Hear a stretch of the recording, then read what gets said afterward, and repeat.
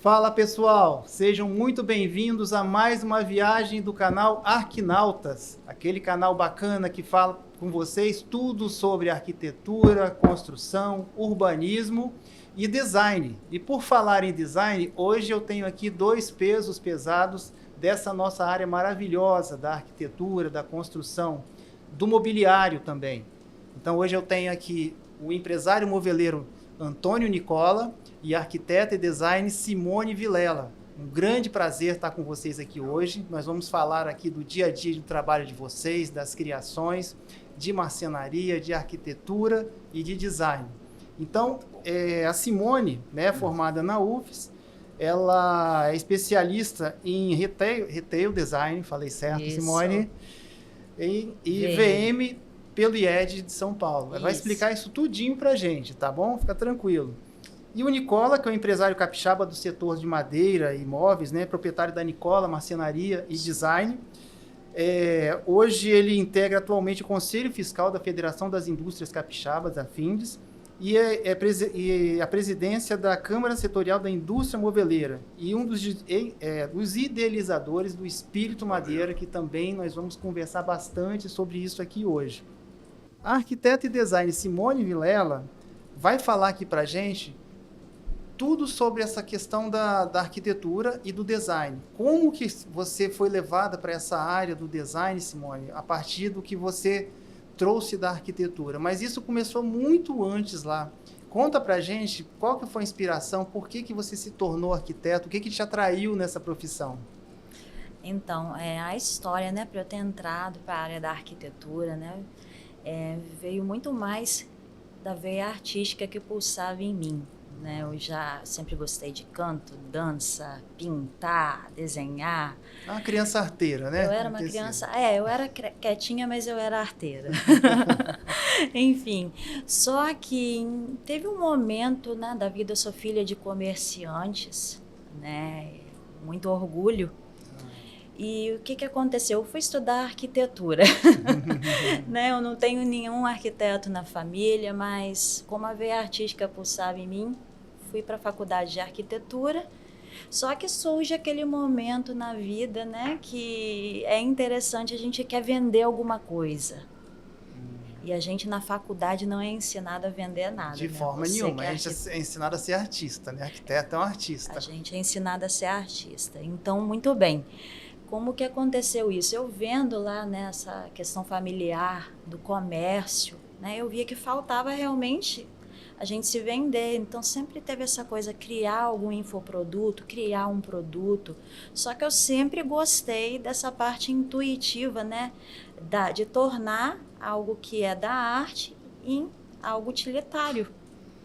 Né? Tanto que no meu escritório de design de interiores, quando tinha as estagiárias, eu desenhando, criava algo legal para um cliente, um para um, eu falava assim, poxa vida, isso podia ser vendido para várias pessoas. Só soltava assim, falava e não agia. E até que chegou um belo dia que o design entrou na minha vida de fato, né? Desenhar para a indústria, desenhar para ter um pedacinho de mim, né, na casa de várias pessoas. E aí você passou por aquela fase, né, que todo profissional faz quando acaba na faculdade. Você montou seu escritório, começou a fazer projetos de interiores. E como você falou, muito interessante, essa história da escala 1 para 1, quando você desenhava ali alguma coisa, falava, puxa, essa ideia é bacana, ela poderia ser mais reproduzida, né? E aí, nessa questão da reprodução da ideia, né, Nicola, você que é especialista nisso, né? Porque você que vai lá para ponta, né? Para fazer as coisas. Mas antes disso também você teve um começo. Até você chegar a ser empresário do setor moveleiro, você lá atrás tinha uma outra carreira, né? Conta pra gente um pouquinho dessa história. Então, você sabe que a gente veio de uma criação de família de marceneiros. Meu pai é daqueles marceneiros tradicionais, né? Interior do estado, Castelo, veio para Grande Vitória, Cariacica, e montou sua primeira marcenaria. E ali ele envolvia muito com esquadrias, né? Madeira, cadeiras, mesas, etc. Só que as coisas evoluem, né? E a gente precisa estar capacitados e também estudar. É onde que a Simone comentou aí, e eu acredito muito Em cada produto dela tem bastante estudo. Então, essa capacitação também eu tive que buscar. Então, a gente vem dessa escola, né? A escola do artesão, a escola do feito à mão. E a gente começa a trabalhar ali desde a infância, né? Trabalhei muito na minha infância lá. Só que você quer voar, né? Tem outros rumos. Fui fazer ciências contábeis, mas acaba você não se adaptando. Volto para a marcenaria. Cheguei na marcenaria, vi a dificuldade e a gente precisava ir mais além. É onde eu fiz design de produto, design de interiores, mas para dentro da empresa, não para clientes assim, para a própria produção, né? O mundo perdeu um grande contador, né? Perdeu.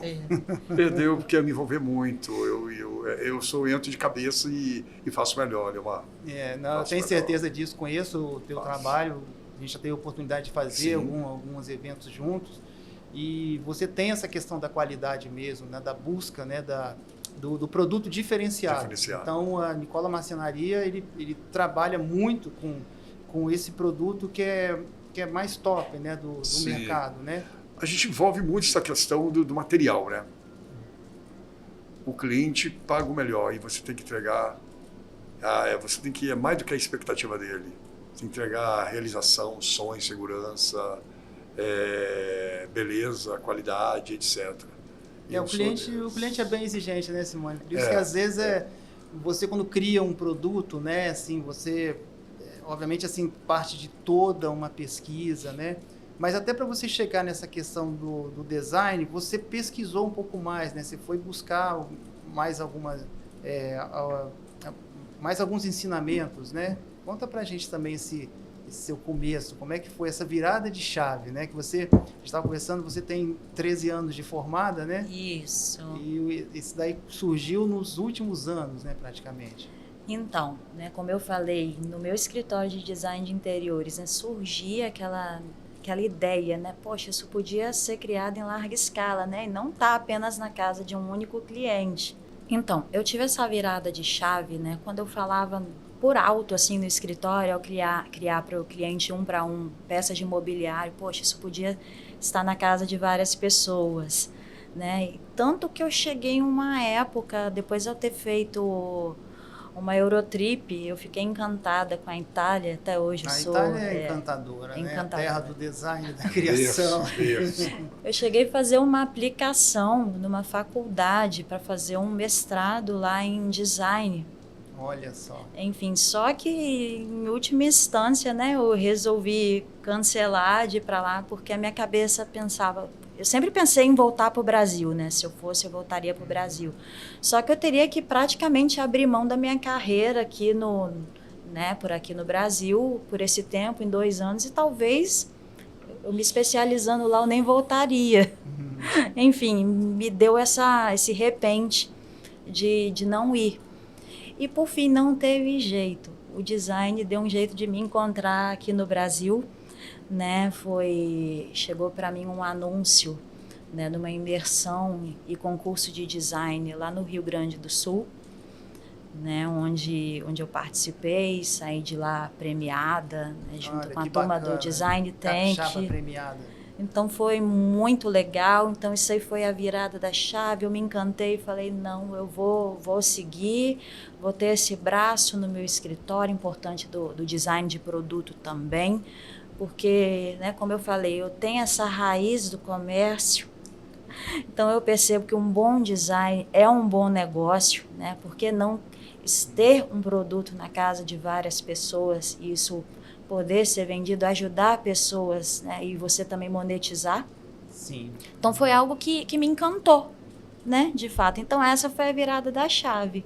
E você, assim, a coisa aconteceu no momento certo, né? Essa questão de você partir para o design, né? Então isso você também, quando você vai trabalhar os seus produtos, você tem toda uma metodologia, né? Você faz a pesquisa, vê a demanda de mercado, né? Ou às vezes a própria fábrica te pede, né? Um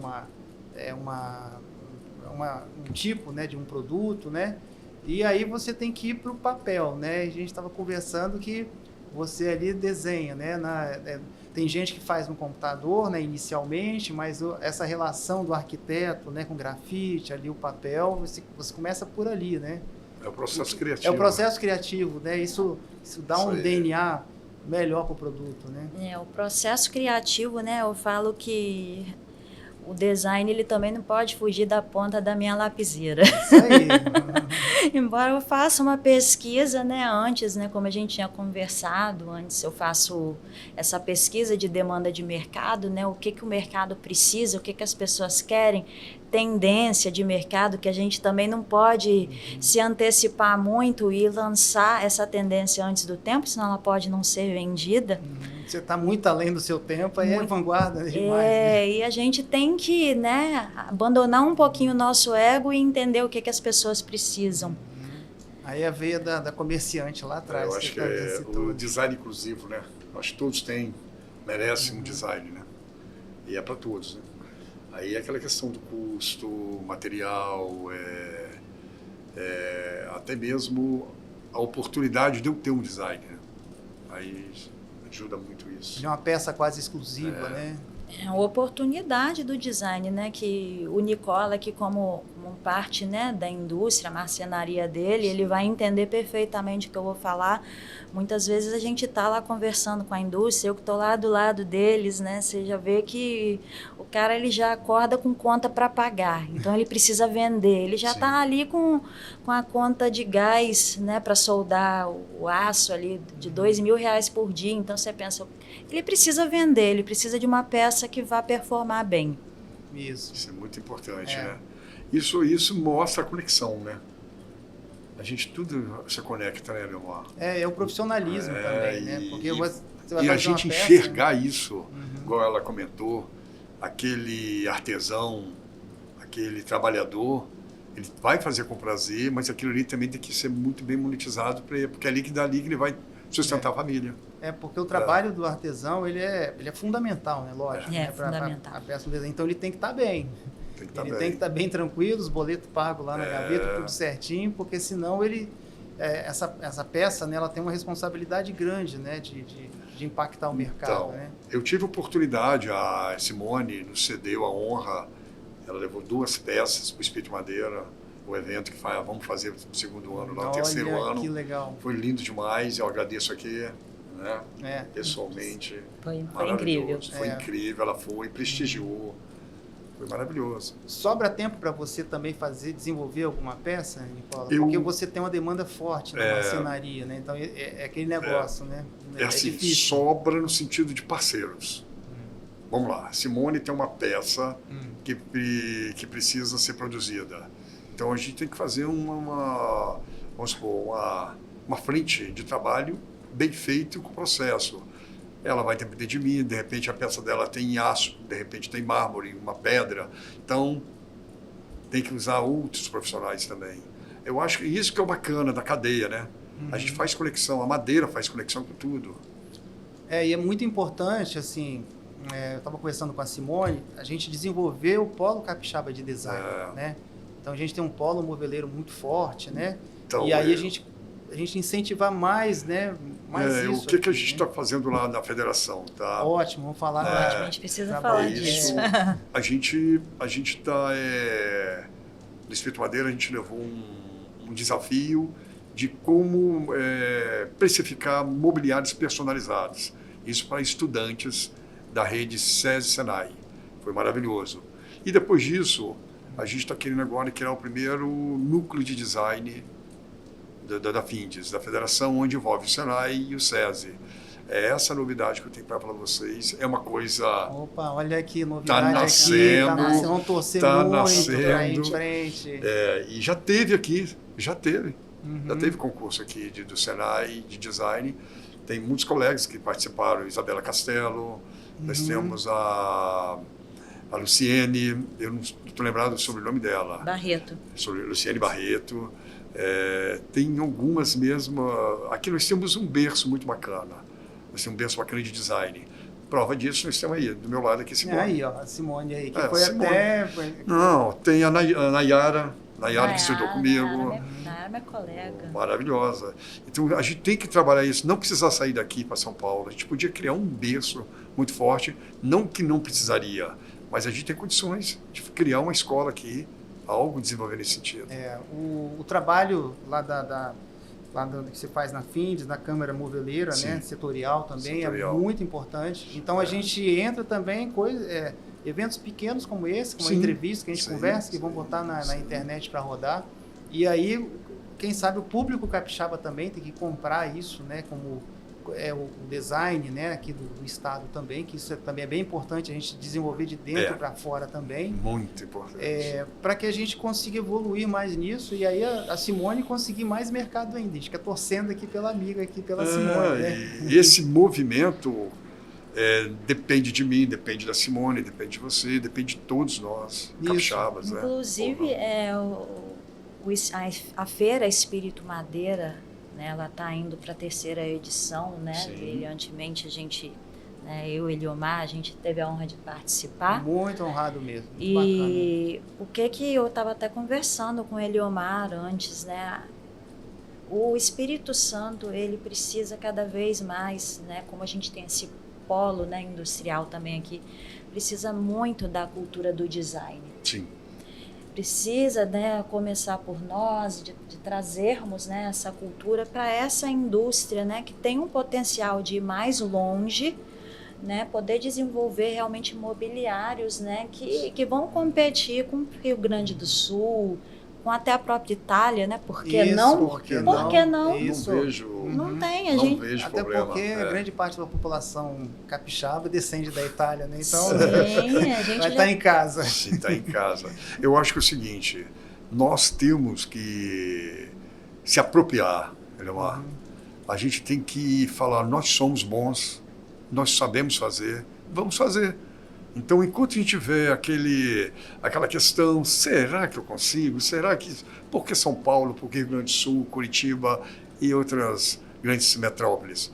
Por que não nós? Eu acho que cai esse movimento. O movimento que a Simone está fazendo, que eu estou fazendo, você está fazendo. Imagina, são 3. Aí tem a Isabela Castelo, tem a Luciene, tem USP, tem muitos. Trabalham com isso, né? Olha o movimento. Aí nós temos instituições, podemos ir para o UVV, podemos ir para a FAESA, a Federação, podemos ir para vários locais e movimentar isso. Nós temos um desafio grande, né, aqui no estado, justamente para incentivar essa questão do design, mas ao mesmo tempo tem uma situação que ajuda, é o grande polo moveleiro que a gente tem aqui, né? Então você imagina, tem estados que não tem esse polo moveleiro e não tem como desenvolver isso. A gente tem um polo e tem que juntar com ele essa questão do design, para a gente ter as nossas peças mais reconhecidas, aquilo que a gente estava falando, né? E a gente conseguir aí, mundo afora, ganhar bastante mercado. Vamos fazer isso acontecer. A questão, né, maior aqui, inclusive eu citei anteriormente, é sair da zona de conforto, como eu falei. O pessoal da indústria, ele já tem um campo, né, de atender bastante roupeiro, sala de jantar, produtos, né, mais commodity, digamos assim. Né? E a gente sabe do desafio, né, que é realmente trazer algo novo. Né? Porém, a gente trazendo algo novo com segurança da cultura do design, de toda essa pesquisa, por que não implementar isso aos poucos? Né? A gente tem aí uma indústria que produza, né, design competitivo como outros lugares, né, produzem. Não, a Bimóvel é associada do Sindimol. O Sindimol faz parte do polo moveleiro lá de Linhares, né, aquela região. Isso que tem que acontecer.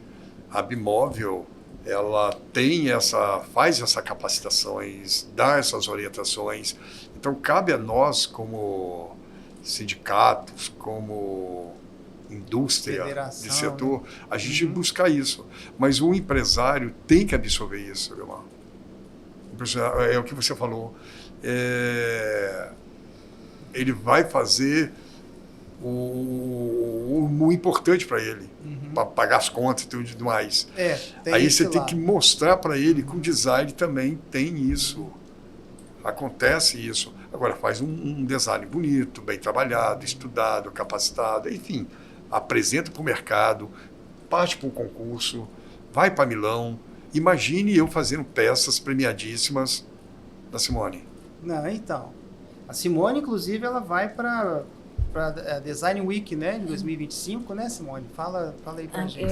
Então, no mês que vem eu vou estar com exposição com indústrias parceiras lá na Design Week São Paulo, no Boom SP Design, Aí. com Beto Ih, Consenza. luxo, tá vendo? Ó. Então, é isso. São indústrias que, infelizmente, não são do Espírito Santo, né? Mas são de outros Mas lugares. vamos chegar lá. E nós podemos levar. Quero levar peças do Espírito Então, Santo para lá. Então eu vou aproveitar e pedir à Simone, depois passar para mim a sua apresentação, porque nós conseguimos quatro técnicos do SESI, do Senai, 2 de Linhares, 2 de Vila Velha, que vão visitar, eles vão fazer uma imersão nessa semana. E eles gostariam de saber, eles estão procurando saber aonde eles vão, para eles começarem a se envolver, trazer essas ideias para a gente começar a fazer um núcleo de design capixaba dentro da federação.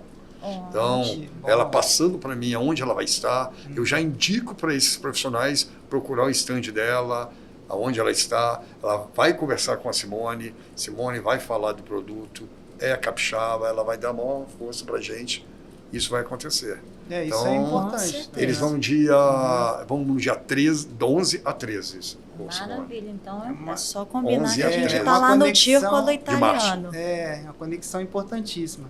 Agora, dentro desse todo o processo de design, criação, marcenaria, existe aí a mão de obra, né? Sim.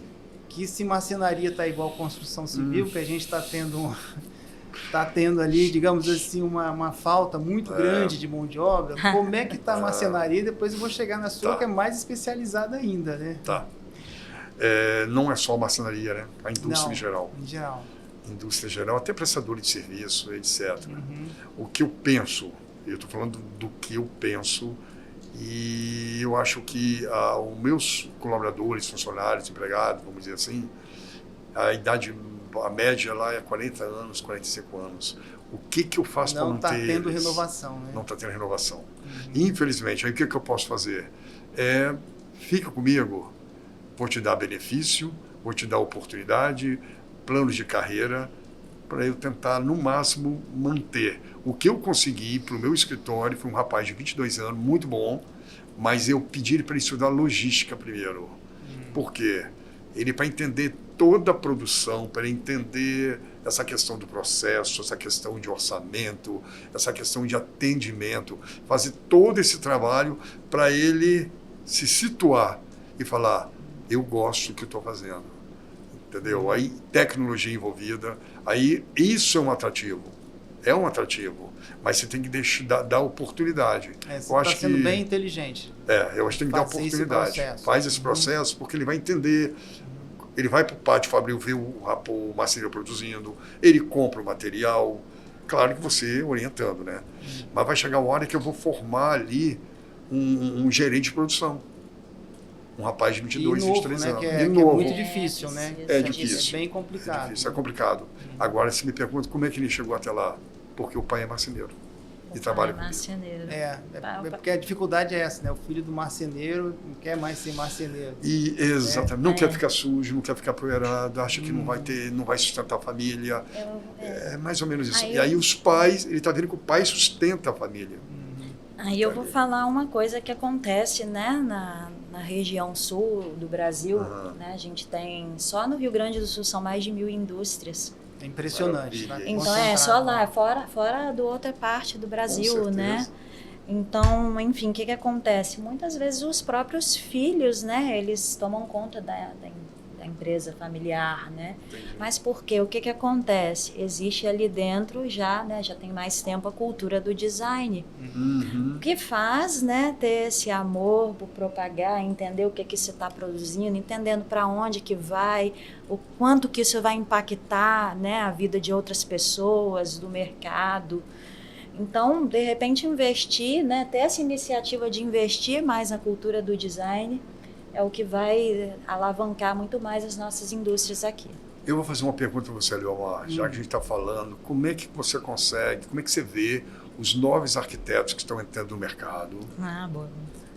E como é que você enxerga eles no primeiro movimento de trabalho? Como é que são as reações deles? Eles suportam? Como é que é isso? no mercado tá assim, a gente está tendo uns números, né? Eu fui presidente do Conselho de Arquitetura, a gente tinha uns números lá que mostravam um pouco isso, né?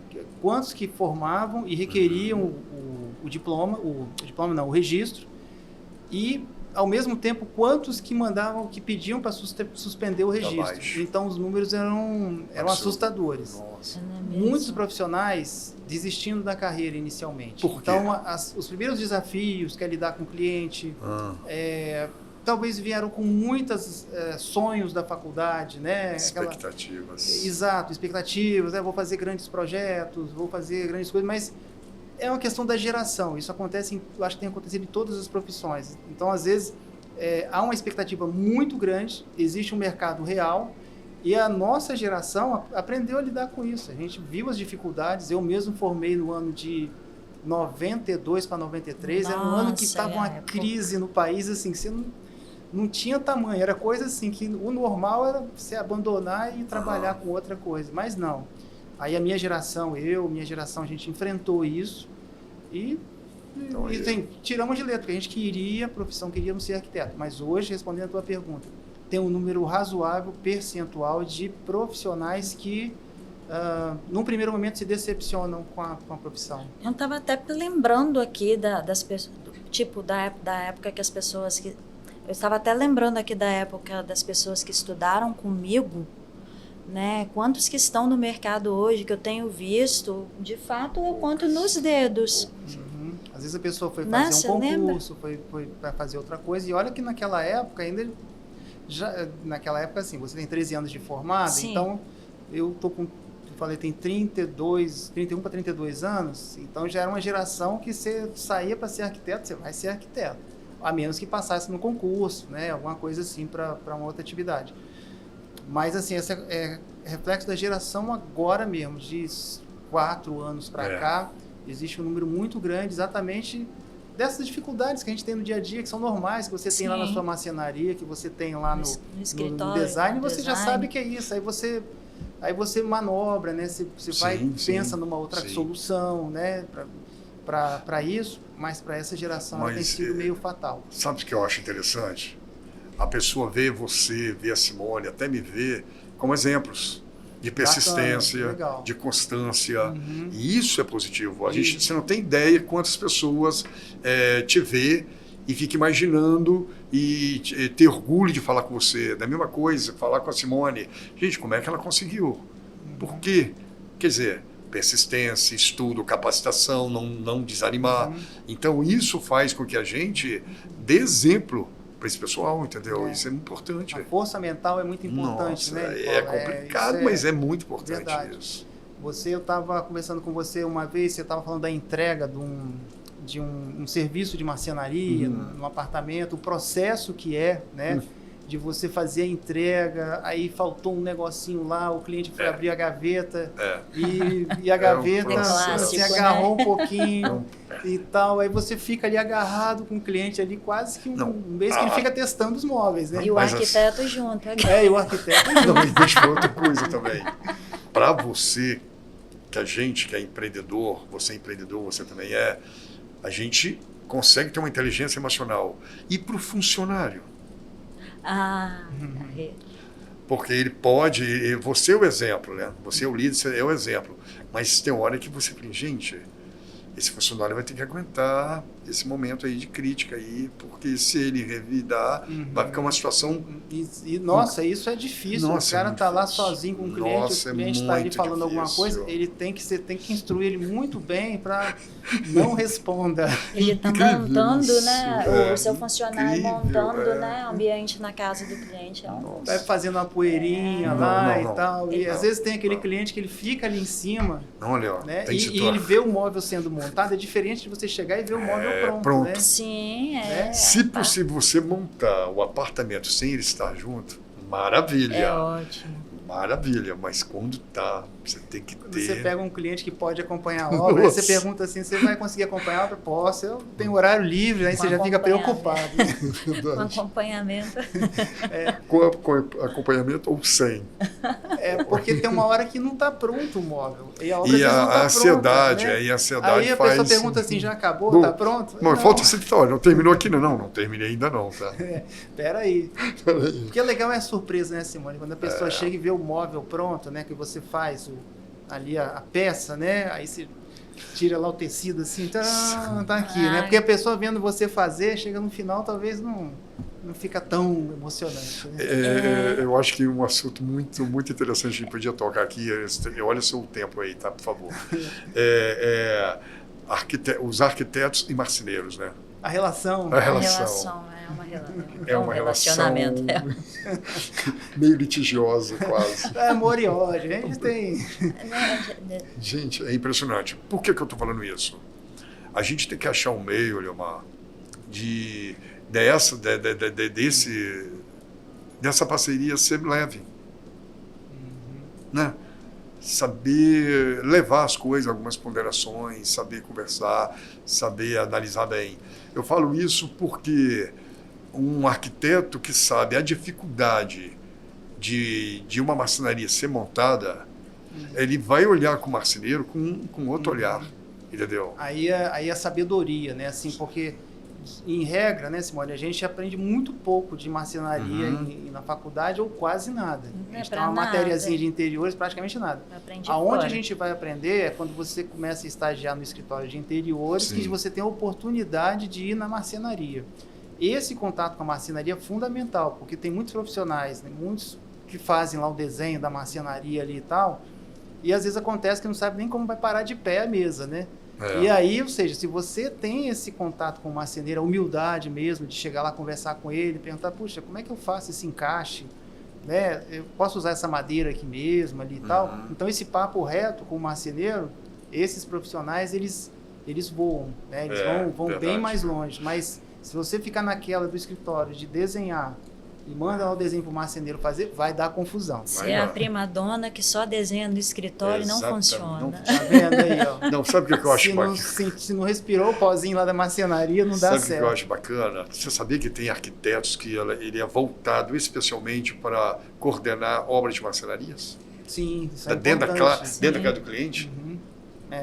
Ela tem um projeto, te dá para produzir e ela mesmo coordena a montagem dentro. Ela vai lá para o meio da poeira. Isso, sem dúvida, dá um aprendizado muito grande. Então, a gente volta, que eu comecei a falar lá atrás, na academia, né? Seria muito importante, da disciplina que você tivesse lá, que pelo menos passasse uma semana imerso na marcenaria, para você entender como que cola, como que faz o encaixe, o tipo de madeira que pode ser usado, o tipo de balanço. Isso eliminaria muitos problemas. Essa relação ia ser diferente. Tem uma coisa que, inclusive, as indústrias dão muito valor, o Nicola vai entender aqui, se chama plano de corte. Você fazer um plano de corte é o quê? Você desenhar uma peça que seja favorável à maior parte, né? Ser um maior aproveitamento daquele material, do MDF, enfim, que não vá ser desperdiçado. Porque no final das contas o cliente, o que sair daquele plano de corte, ele vai pagar da mesma forma, né? Então é uma coisa importante a se pensar no tamanho de uma chapa de MDF, o que eu vou aproveitar dali, né, para a indústria. A gente pode chamar de uma economia criativa ou até mesmo circular, né? Aproveitar o máximo. Isso é sustentabilidade. Você às vezes vai desenhar um painel, você já fazer o painel na medida que existe no mercado. Às vezes você vai fazer um painel que você vai cortar 10 centímetros da ponta dele. Mas isso, eu acho que isso está mudando, tá? Não, sem dúvida. Está mudando. Estou vendo isso positivo, está mudando. Sim. As conversas estão girando em torno disso. Isso gera uma economia, né, para o proprietário de execução da marcenaria, ou seja, é bom para todo mundo. Não tem muito para onde ir esse resto de material, sabe? É um material que é altamente combustível, é poluente. Então a gente tem que pensar nisso, né? Não tem nem para onde, isso nem tem como ir uma para forno questão, de pizza. Isso é uma questão assim até das instituições pensar essa questão de usinas, resíduos, briquetes, fazer disso um subproduto. A gente chegou em sustentabilidade aí devagarinho falando sobre isso, né? E agora uma uma situação muito importante é falar sobre a matéria-prima, né, Nicola? Você falar um pouquinho sobre a matéria-prima que vocês usam no mobiliário, né? Como é que está isso no mercado? Então, o mercado está absorvendo isso muito bem. Nós temos o MDF, né? Porque a floresta, praticamente, é impraticável porque criou o MDF, um blend, né? E as florestas plantadas são as novas tecnologias que estão usando, o mogno africano, tem vários soltos, até próprio eucalipto, a seringueira, etc. Isso, a gente tem que começar a criar produtos, né? O design está aí para isso, criar produtos dessas florestas plantadas, porque a nativa, apesar que a floresta representa bastante, 90% é nativa ainda no nosso país, mas elas têm uma documentação, um rastreamento, existe um documento do OFMAIS. Isso é muito importante. Isso é importantíssimo. Cada árvore que cai é mais uma outra quantidade que morre, né? Também tem que ver. Então, existe problemas? Existem. Não tem sombra de dúvida. Mas o grande estado que está dando exemplo para a gente é o Mato Grosso. Tá? Está dando um exemplo para a gente que as leis de DOF+, da questão do manejo sustentável, tem de lá para todo o Brasil. A gente respeita tudo que foi feito lá, entendeu? É uma coisa meio complicada? Porque o estudo foi feito lá e respinga aqui na gente.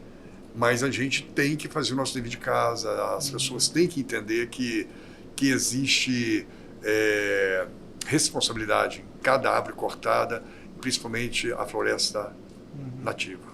E é importante isso chegar lá na ponta, no cliente, né? Ele saber que aquele móvel que está sendo usado, a madeira que foi usada para fabricar o móvel dele na casa dele, tem todo esse cuidado, tem a certificação. Certificação, documentação, rastreamento, isso é uma fiscalização intensa do IDAF, tá?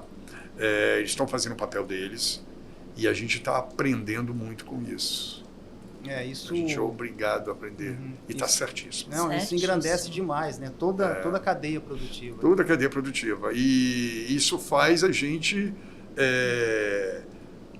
valorizar o produto nosso, valorizar os profissionais. Enfim, eu sou super assim, a favor disso tudo. Sim, eu muito a favor. Legal, gente. Olha, a gente está encaminhando aqui para o final da nossa conversa. Né? Dava até para conversar bastante aqui, a gente tinha uma pauta aqui extensa aqui para conversar, mas assim, agradeço demais a vocês dois, assim, eu acho que foi um aprendizado muito grande, né? Eu estava até comentando com vocês assim, o que deu a ideia, né, de fazer o Arquinautas aí e tal. Surgiu lá na Casa Cor, e a gente trouxe aqui para o estúdio novo, já estamos aí com uma série de entrevistas elencadas, então cada vez que eu entrevisto os profissionais, assim, eu vou aprendendo muito, a gente vai divulgando também todo esse trabalho, né? E aí eu vou pedir para vocês uma mensagem final, se vocês quiserem dar aí a respeito, principalmente assim, dessa questão do design, do trabalho em marcenaria, né? Que é uma arte que ela é milenar, né? Então ela vai passando entre os equipamentos com as grandes tecnologias, mas a mão de obra ainda é fundamental, a criatividade é fundamental também. Então, você tem a inteligência artificial para usar em algumas coisas, mas a cabeça do ser humano ainda é que comanda, né, todo o processo, né? Então, Nicola, você fica à vontade para você primeiramente, quero te agradecer. Até do Espírito Madeira, desculpa, a gente tem que falar do Espírito Madeira, por favor. Devo falar. Eu quero te agradecer pelo convite, foi muito oportuno. E a oportunidade de falar do nosso evento agora, em setembro, 11 a 13, faço o convite para você. Já estou lá. Se Deus quiser. No ano passado, estaremos lá. Vai ser em Venda Nova. E aquela questão, né? A gente faz a conexão da floresta até o auto design. Então envolve todas as indústrias. Isso é importantíssimo porque tem todo tipo de insumo, tem todo tipo de informação, capacitações. E o Estado merece, e o sul do Estado mais ainda, porque são pessoas muito trabalhadoras, são pessoas aguerridas, e a Madeira faz essa conexão. Faço o convite aí, agradeço imensamente aí essa oportunidade de falar sobre o Espírito Madeira.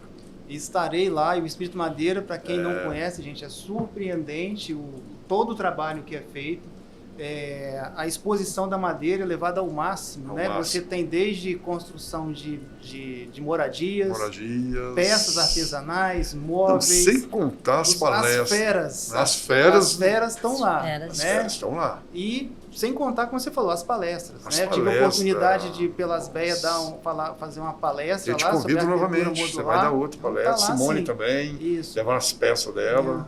Então, vamos fazer o espaço design também. Que bacana. E aí a Simone, que é convidada de honra lá do Espírito Madeira, é palestrante, expõe as peças. Vai estar lá esse ano de novo, né, Simone? Sim, estaremos lá. Muito obrigado. É isso aí. E aí, se você quiser falar uma mensagenzinha aí os próximos passos da Simone, próximos sonhos. Então, os próximos passos, né, pra gente... Os próximos passos é restabelecer, né, o design aqui no Espírito Santo, é a gente ampliar, né, essa rede do bem, né, de ampliar as indústrias, né, para não só estarem aqui, mas também levar o nosso produto para todo mundo. Perfeito, Simone. Olha, agradeço demais a vocês. Deixa eu falar mais uma coisinha. Claro, fica à vontade. Então, e juntamente com isso, né, eu sempre estou participando de várias coisas fora daqui para levar o Espírito Santo, né, o nome do Espírito Santo para longe, né, também voltar lá no mês que vem no Círculo Italiano com exposição com outros designers, né, em São Paulo. A cidade de São Paulo fica nessa semana toda em DW, né, a Design Week.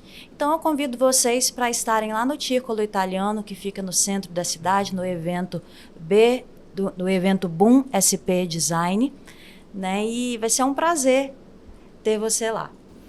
Olha que bacana, tá vendo? Convite imperdível, sensacional. Quem não puder ir, com certeza a Simone vai divulgar nas redes sociais dela, que ela é muito ativa nas redes sociais. Então vai ter uma oportunidade bacana de conversar sobre design.